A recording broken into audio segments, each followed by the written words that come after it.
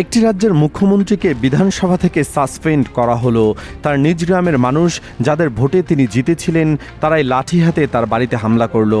আর ঠিক একই সময় দিল্লির রাজপথ দখল করলো এমন একটি দল যাদের একদিন তেলাপোকা বলে গালি দেওয়া হতো। ভাবুন, একসাথে এত বড় ঘটনা কি ঘটতে যাচ্ছে ভারতে। আর এই সব কিছু মিলিয়ে কি নরেন্দ্র মোদীর গদি কি সত্যিই কাঁপছে? আজকের এই বিশ্লেষণে আমরা 3টি স্তরে খুঁজে বের করব শুভেন্দুর সাসপেন্ডের আসল কারণ, জেনজি আন্দোলনের পেছনের শক্তি আর মোদী প্রশাসনের দুর্বলতার গভীরতম স্তর। বন্ধুরা, পশ্চিমবঙ্গের রাজনীতি ইতিমধ্যেই ছিল অত্যন্ত জটিল ও উত্তেজনাপূর্ণ, কিন্তু সাম্প্রতিক ঘটনাবলিতে এই জটিলতা নতুন এক মাত্রায় পৌঁছেছে। বিজেপির বিতর্কিত নেতা এবং রাজ্যের মুখ্যমন্ত্রী শুভেন্দু অধিকারীকে 30 দিনের জন্য বিধানসভা থেকে সাসপেন্ড করা হয়েছে। আরও 3 জন বিধায়ককেও এই একই সময় সাসপেন্ড করা হয়েছে। এখন একটু ভেবে দেখুন, একটি রাজ্যের মুখ্যমন্ত্রী স্বয়ং বিধানসভা থেকে বহিষ্কৃত হচ্ছেন। এটা ভারতীয় গণতন্ত্রের ইতিহাসে যে ঘটনা, সেটি শুধু পশ্চিমবঙ্গের নয়, সমগ্র ভারতের রাজনৈতিক অঙ্গনে এক অভূতপূর্ব ভূমিকম্প সৃষ্টি করেছে।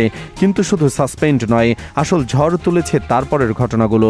শুভেন্দু অধিকারীর জীবনের সবচেয়ে বড় বিড়ম্বনাটি এখানে ফুটে উঠেছে। তিনি যে গ্রামে জন্মেছেন, যে মাটি তাকে প্রতিপালন করেছে, সেই গ্রামেরই সাধারণ হিন্দু ও মুসলিম মানুষ একত্রিত হয়ে তার বাড়িতে হামলা ও ভাঙচুর করেছে। বিক্ষোভকারীদের অভিযোগ শুনুন। তারা বলছেন শুভেন্দুর রাজনীতির কারণে ভারত পাকিস্তানের মধ্যে যুদ্ধের পরিবেশ তৈরি হয়েছে। তারা অভিযোগ করেছেন তিনি তাদের গ্রামের মানুষকে ব্যবহার করেছেন, আর এখন যখন সময় এসেছে তাকে জবাব দেওয়ার, তখন তারা চুপ থাকতে পারছেন না। এখানে একটি গভীর রাজনৈতিক সত্য লুকিয়ে আছে। যখন একজন নেতা তার নিজের গ্রামের নিজের বাড়ির মানুষের কাছে বিশ্বাস হারান, তখন বুঝতে হবে সমস্যাটা ধর্মীয় বা সাম্প্রদায়িক নয়, সমস্যাটা মৌলিকভাবে নেতৃত্বের ব্যর্থতায়। বিক্ষোভকারীরা স্পষ্ট ভাষায় বলেছেন শুভেন্দুকে অবিলম্বে গ্রেপ্তার করো, তার বিরুদ্ধে আইনি ব্যবস্থা নাও। এবং যখন পুলিশ এসে পরিস্থিতি সামলাতে চেয়েছে, তখন ধস্তাধস্তি ও সংঘর্ষের ঘটনাও ঘটেছে, যেখানে এক নারী ও এক পুরুষ কনস্টেবল আহত হয়েছেন। বন্ধুরা, শুভেন্দু অধিকারের বিরুদ্ধে অভিযোগ শুধু নন্দীগ্রামে সীমাবদ্ধ নয়। মোথা বাড়িতে নির্দিষ্ট হিন্দু দোকান ভাঙা এবং লুটের ঘটনা ঘটেছে। হরগোবিন্দ দাস, চন্দন দাসের মতো সাধারণ কৃষককে তাদের বাড়ি থেকে বের করে এনে হিন্দু বলে আক্রমণ করা হয়েছে। এখানে একটি গুরুতর প্রশ্ন দাঁড়িয়ে ওঠে। কেপি বিশ্লেষকরা যারা বলছেন শুভেন্দু 30 থেকে 32 বছর ধরে কলের জীবন থেকে শুরু করে হিন্দু মুসলিম উস্কানি দিয়ে নিজের রাজনৈতিক স্বার্থ পূরণ করেছেন, এই অভিযোগ কতটা যুক্তিসঙ্গত? এবং সবচেয়ে চমকপ্রদ ব্যাপার হলো, এই বিক্ষোভে হিন্দু এবং মুসলিম উভয় সম্প্রদায়ের মানুষ একসাথে অংশ নিচ্ছে। অর্থাৎ সেই মানুষগুলো যাদের মধ্যে বিভেদ সৃষ্টি করে রাজনীতি করা হয়েছিল, তারাই এখন এক হয়ে দাঁড়িয়ে আছে। এটা নিজেই একটা বিরাট বিড়ম্বনা। বন্ধুরা, এবার আসি সবচেয়ে চমকপ্রদ এবং গুরুত্বপূর্ণ দিকটিতে। পশ্চিমবঙ্গের সীমানা পেরিয়ে সমগ্র ভারতে একটি নতুন রাজনৈতিক শক্তি জাগ্রত হয়েছে।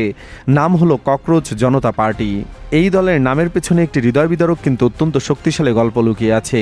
25 সালের মে মাসে ভারতের প্রধান বিচারপতি সুপ্রিম কোর্টে বসে এমন একটি মন্তব্য করেন যা ভারতীয় ইতিহাসে এক কলঙ্কের অধ্যায়। তিনি সোশ্যাল মিডিয়ায় সরকারকে সমালোচনাকারী এবং দুর্নীতির বিরুদ্ধে প্রতিবাদী যুবকদের তেলাপোকা বা পরজীবী বলে আখ্যায়িত করেন। ভাবুন, রাষ্ট্রের সর্বোচ্চ আইনের অভিভাবক, যিনি দেশের বিচার ব্যবস্থার শীর্ষে আছেন, তিনি দেশের তরুণ প্রজন্মকে এমন নোংরা অপমানজনক ভাষায় সম্বোধন করেন। কিন্তু এখানে গল্পটা মোড় নেয়। ক্ষমতায় অন্ধ প্রশাসন বুঝতে পারেনি যে এই একটি অপমানই হতে যাচ্ছে তাদের সবচেয়ে বড় পতনের টার্নিং পয়েন্ট। ঠিক সেই অপমানের পরের দিনই সোশ্যাল মিডিয়ায় জন্ম নেয় ককরোচ জনতা পার্টি। তাদের বার্তা ছিল একদম স্পষ্ট এবং ভয়ঙ্কর: হ্যাঁ, আমরা তেলাপোকা, আর এই তেলাপোকারাই এবার তোমাদের অহংকারের ক্ষমতার মসনদ ভেঙে দেবে। তেলাপোকা জনতা পার্টি জন্মের পেছনে শুধু বিচারপতির অপমানজনক বক্তব্যই ছিল কারণ নয়, কারণ আরেকটি গভীর দীর্ঘস্থায়ী এবং ভয়ঙ্কর সমস্যা: ভারতের শিক্ষা খাতে চলা চরম দুর্নীতি। নিট, ইউজিসি এসব জাতীয় পরীক্ষায় প্রশ্নপত্র ফাঁস হওয়া এখন ভারতে নিয়মিত ঘটনা হয়ে দাঁড়িয়েছে। 130 কোটি মানুষের দেশে লক্ষ লক্ষ কোটি কোটি মেধাবী তরুণ যখন মাসের পর মাস অক্লান্ত পরিশ্রম করে পরীক্ষার প্রস্তুতি নেয়, তখন একদল অসাধু দুর্নীতিবাজ চক্র টাকার বিনিময়ে সেই প্রশ্নপত্র ধনীদের দুলালদের হাতে তুলে দেন। গরিব কৃষকদের সন্তান, সাধারণ মধ্যবিত্ত পরিবারের ছেলেমেয়েরা যাদের হাতে শুধু মেধা আছে, টাকা নেই, তারা এই চরম অন্যায়ের শিকার হচ্ছে। আর মোদী প্রশাসন, তারা দুর্নীতি বন্ধের বদলে বরং পরোক্ষভাবে দুর্নীতিবাজদের আশ্রয় প্রশ্রয় দিচ্ছে। এই অভিযোগ এনে এখন ভারত জুড়ে তরুণদের মুখে ঘুরপাক খাচ্ছে একটাই কথা। বন্ধুরা, ককরোচ জনতা পার্টির প্রতিষ্ঠাতা অভিজিৎ দীপক, তিনি ছিলেন যুক্তরাষ্ট্রের একজন স্ট্র্যাটেজিস্ট এবং তরুণ আইকন। তিনি সোশ্যাল মিডিয়ায় নিট, দুর্নীতি এবং শিক্ষামন্ত্রীর পদত্যাগের দাবিতে দিল্লির যন্তর মন্তরে বিশাল বিক্ষোভ সমাবেশের ডাক দেন আর নিজের বিমানে করে দিল্লিতে এসে পৌঁছান। ইন্দিরা গান্ধী আন্তর্জাতিক বিমানবন্দরে তার ল্যান্ডিংয়ের পর যে দৃশ্য সৃষ্টি হলো, সেটি ভারতের গোয়েন্দা সংস্থাকে চরম আতঙ্কে ফেলে দিল। লক্ষ লক্ষ তরুণ বিমানবন্দরে জড়ো হয়েছিল। তাদের গগনবিদারী স্লোগান এবং উন্মাদনা দেখে মোদী প্রশাসন বুঝতে পারলেন এটা হলো একটি অপ্রতিরোধ গণঅভ্যুত্থানের অশনি সংকেত। বন্ধুরা, এই বিক্ষোভকে মোদী প্রশাসন যেভাবে মোকাবেলা করতে চেয়েছে সেটা নিজেই বলে দিচ্ছে তাদের আতঙ্কের মাত্রা। দিল্লি পুলিশ প্রকাশ্যে প্রায় 2000 পুলিশ মোতায়েনের কথা বললেও বিশ্ব গোয়েন্দা সূত্র অনুযায়ী সিভিল ড্রেসে লক্ষ লক্ষ পুলিশ, র্যাব, অসামরিক বাহিনী এমনকি সেনাবাহিনীর সদস্যদের গোপনে মোতায়েন করা হয়েছে। প্রধানমন্ত্রী, স্বরাষ্ট্রমন্ত্রী, শিক্ষামন্ত্রী তাদের বাসভবনের চারপাশে নিরাপত্তা অতিরিক্ত স্তর তৈরি করা হয়েছে। আদালতে জনস্বার্থে মামলাও দায়ের করা হয়েছে, কিন্তু দিল্লি হাইকোর্ট জরুরি শুনানিতে অস্বীকৃতি জানায় এবং এই অস্বীকৃতি মোদী প্রশাসনের আতঙ্ককে আরও বহুগুণ বাড়িয়ে দেয়। এখন এসে আলোচনার একটি অত্যন্ত গুরুত্বপূর্ণ দিক, সমগ্র ভারতীয় মিডিয়ার ভূমিকা। বিহারে কোটি কোটি টাকার ব্রিজ তাসের ঘরের মতো ধসে পড়েছে। মণিপুরে জাতিগত দাঙ্গায় আগুন জ্বলছে। সারা দেশে প্রশ্ন ফাঁস হয়ে লক্ষ লক্ষ শিক্ষার্থী রাস্তায় নামার প্রস্তুতি নিচ্ছে। ঠিক এই সময় নরেন্দ্র মোদী ইতালি সফরে গিয়ে জর্জিয়া মেলোনিকে মেলোডি চকলেট উপহার দিতে ব্যস্ত। আর এই গদি মিডিয়াগুলো তারা শিক্ষার্থীদের আর্তনাদ প্রচার না করে ঘন্টার পর ঘন্টা প্রাইম টাইমে নিউজ করেছে। মোদী কেন মেলোডি চকলেট গিফট করলেন, এর স্বাদ কেমন, মেলোনি চকলেট পেয়ে কেমন হাসলেন। এবং যখন কোটি কোটি তরুণ রাজপথে নামলো তখন এই মিডিয়াগুলো নতুন এক হাস্যরস তথ্য নিয়ে এলো। জেনজি আন্দোলনের পেছনে নাকি মার্কিন যুক্তরাষ্ট্র এবং ডক্টর মোহাম্মদ ইউনুসের হাত আছে। কিন্তু আসল সত্য কি? আসল সত্য হলো এই গদি মিডিয়াগুলো যখন চরম আতঙ্কে ভুগছে, তারা জানে এই আন্দোলনে সফল হলে তাদের চাটুকারিতার যুগ চিরতরে শেষ হয়ে যাবে। বন্ধুরা, এখানে একটি বিশাল তুলনামূলক বিশ্লেষণ করা প্রয়োজন, যা পুরো চিত্রটি বোঝার জন্য অপরিহার্য। শ্রীলঙ্কার রাজাপক্ষে পরিবারের পতন হলো ছাত্র আন্দোলনে। বাংলাদেশের স্বৈরাচার হাসিনার অভাবনীয় দেশত্যাগ ঘটল ছাত্র জনতার অভ্যুত্থানে। নেপালে একই ধরনের রাজনৈতিক ভূমিকা ঘটেছে এবং এখন ভারতের বুকে জেনজি আন্দোলনের নামে একটি নতুন শক্তি জাগ্রত হয়েছে। বিশ্লেষকরা ধারণা করছেন যদি এভাবে তরুণদের এই আন্দোলন চলতে থাকে তাহলে কিছু সময়ের মধ্যে ভারতের রাজনৈতিক মানচিত্রে এক অভাবনীয় পরিবর্তন আসতে পারে।